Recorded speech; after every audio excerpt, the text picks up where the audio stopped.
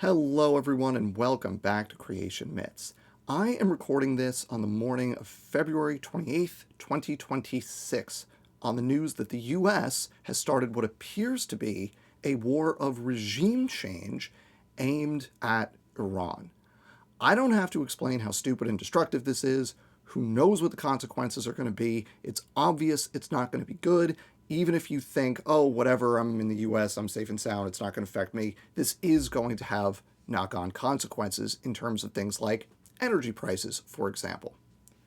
But rather than go down that road, I want to point out that there is a long list of people who could stop this at any time.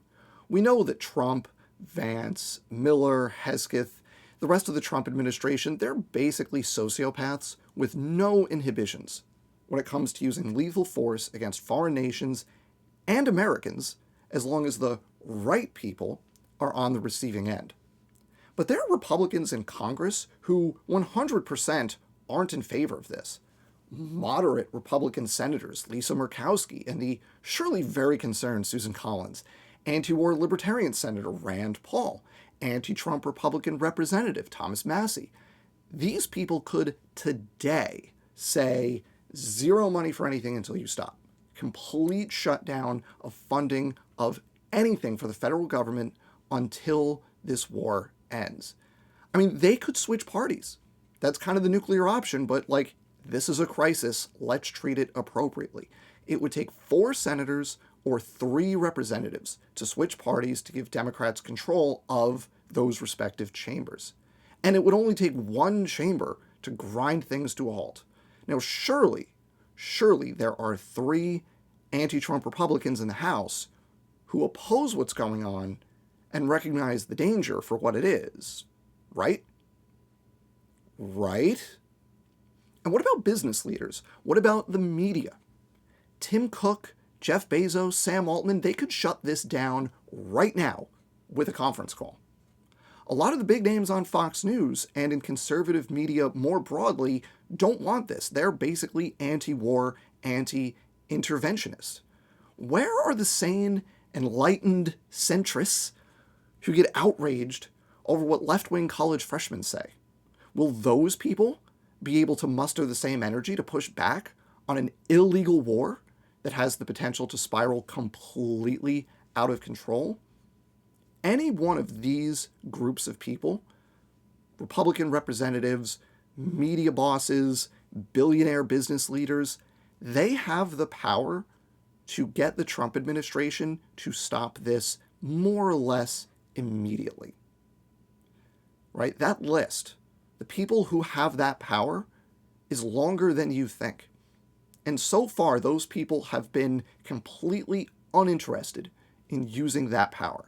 But hopefully, maybe, starting a war with Iran is the final straw. Personally, I'm not optimistic, but I would love to be surprised. Once we're through this descent into fascism, because that's what we're experiencing, let's call it what it is, there needs to be a reckoning on the far side. There needs to be Nuremberg trials, Truth and Reconciliation Commission, whatever you want to call it, whatever form it takes. There needs to be a reckoning with what happened, how it happened, and there needs to be consequences. If nobody pays the price for what they've already done and what they will continue to do until they are stopped, we are a failed society.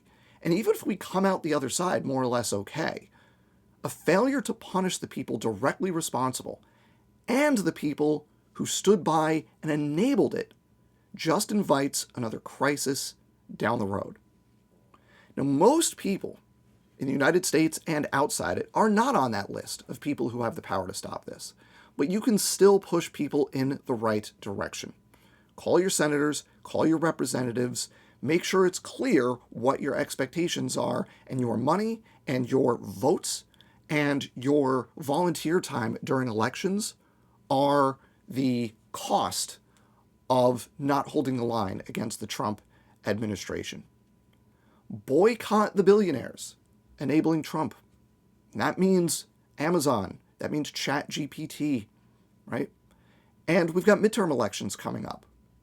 Make sure that you support candidates who promise accountability and demand of your candidates that they will pursue accountability for the criminals responsible for what we're living through, from Trump all the way on down.